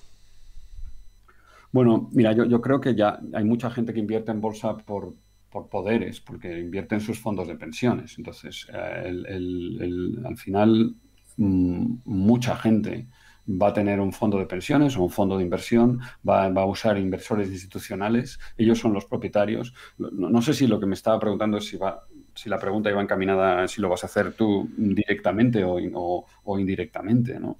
Yo creo que vivimos en una sociedad completamente bursátil, ¿no? En Chile, en sitios donde es más explícito que hay el sistema de pensiones es privado y todos los chilenos son capitalistas y están representados en los consejos de administración de casi todas las compañías a través de su fondo de pensiones, ¿no? O sea que yo creo que ya estamos ahí. Ese mundo que describe nuestro amigo ya existe, Sí, ¿no? sí, sí. Y esta es un poco más personal. Dice, hablando a nivel puramente profesional, ¿cuál cree que ha sido su mayor error? ¿Y qué cambiaría de su trayectoria profesional? Bueno, hubo una época donde cuando o sea, yo volví de Estados Unidos y decidí hacer una carrera de investigación que fue mi vocación, ¿no? Y mi voluntad, ¿no? Eso es lo que yo quería hacer en España, pues porque tuve la suerte que cuando yo acabé el doctorado en 1989 empezó el correo electrónico y los centros de datos pues tenían correo electrónico y luego ya enseguida tuvieron aquellos módems, ¿os acordáis? Que no sé cuántos que hacían unos ruidos infernales y unos baudios, iba todo a pedales, pues ok. Entonces yo pude permitirme continuar mi trabajo de investigación colaborando con equipos que estaban en Estados Unidos. Tuve la posibilidad de hacerlo desde España. Hubo una época en que eso me generó bastantes tensiones y pensé si estaba mal perdiendo mi vida, que debería haberme quedado, haber intentado hacer carrera académica en Estados Unidos, pero eso se me pasó. Y luego, pues, mi evolución de estar 20 años en la Carlos III, haber sido parte del claustro fundador y haber sido el único macroeconomista que hubo allí durante casi 2 décadas, o al principio era el único, luego ya éramos más, ¿no? Pero pues fue una etapa que quizá me vino un poco a destiempo, ¿no? Porque estaba haciendo tareas que no correspondían a mi edad, ¿no? O sea, debería haber publicado más quizás en aquellos años y haber hecho menos desarrollo institucional, no sé cómo decirlo, ¿no? Dar todas las clases de macro y el doctorado y ocuparme de ser el representante informático del Departamento de Economía, todas esas cosas que supone crear una institución. Entonces, no sé, no me arrepiento. O sea, cuando ya acepté que no iba a volver a Estados Unidos, pues eso ya lo superé, esa frustración, digamos, y mirando hacia atrás mi carrera profesional, pues me parece que he tenido una combinación muy, muy razonable, donde de hecho me he dedicado 20 años en números redondos a la investigación, he hecho las aportaciones que he podido hacer, quizás en mi currículum es más corto de lo que podría haber sido, eso siempre me lo han echado en cara algunos de mis amigos, algunos de mis mayores, algunos de mis colegas. Pero luego he disfrutado mucho también de las conversaciones más aplicadas, de hablar con vosotros, hablar con los participantes en los programas del IES, mi relación con el mundo de la empresa, de la economía aplicada de verdad. Me ha resultado también muy interesante, ¿no? Y me ha aportado otras cosas que no me las daba un congreso científico de personas hablando de detalles muy técnicos. O sea, y es verdad que a veces cuando quedo con mis amigos, pues lo echo un poco de menos, ¿no? Echo un poco de menos haber seguido aquel camino. Estoy contento, o sea, estoy contento con el mix que he tenido desde un punto de vista profesional y, bueno, podría haber sido de otra manera, pero y probablemente también estaría contento, pero me ha gustado, o sea... a mí siempre me sonroja cuando me preguntan, pero bueno, estás de vacaciones, ¿no? Y yo siempre me río porque, pues es que quitando la mili, toda mi vida he estado de vacaciones, trabajando 60 horas a la semana, pero de vacaciones. O sea, porque he estado haciendo algo que me divertía, que me parecía relevante y que me resultaba muy, muy gratificante. O sea, esa es mi valoración. No sé si peco de optimista retrospectivo, pero bueno, pues eso es. Muy bien. Quilem pregunta, tras la crisis del 2008-2012 y viendo cómo ha mejorado y sigue mejorando nuestro vecino Portugal, país al que cada vez tengo envidia sana, o sea, más envidia sana, ¿no cree usted que fue un gran error no dejar las reformas, la mayoría aún por hacer, de nuestro país en manos de la Troika, en vez de dejarlo en las garras de nuestra clase política? Es que la comparativa con nuestro vecino me parece sangrante, y eso sin entrar en temas fiscales que nos harían entrar ganas de mudarnos allí. Yo soy nostálgico del rescate, entonces con eso yo creo que te contesto y lo digo todo. Sí, a mí me pareció, fíjate, a mí me pareció bien que la quiebra de Lehman Brothers, sí, así como a muchos de mis colegas, ¿no? Eso me parece que fue una cosa buena y soy un nostálgico del rescate. Creo que la economía española, por nuestra historia y por, no sé si nuestra idiosincrasia, pero sobre todo por nuestra historia, nuestros incentivos, después de 40 años de la dictadura tan brutal y tan perversa como fue la dictadura franquista, España no ha hecho una transición económica. Entramos en la Unión, en el mercado, lo que era en 1985 el mercado común europeo, pero nos ha quedado pendiente una transición económica y esa modernización que nunca termina de llegar a la economía española, a nuestro mercado de trabajo y a nuestro sistema educativo, ¿no? Entonces, sí, soy un nostálgico del rescate. El rescate hubiera disuelto muchos de los bloqueos, de los tres grandes bloqueos que tiene la vida pública en España. Las pensiones están bloqueadas por los pensionistas, el mercado de trabajo está bloqueado por los empleados públicos y los indefinidos de larga duración, y la educación está bloqueada por la parte pública, ¿no? Sí.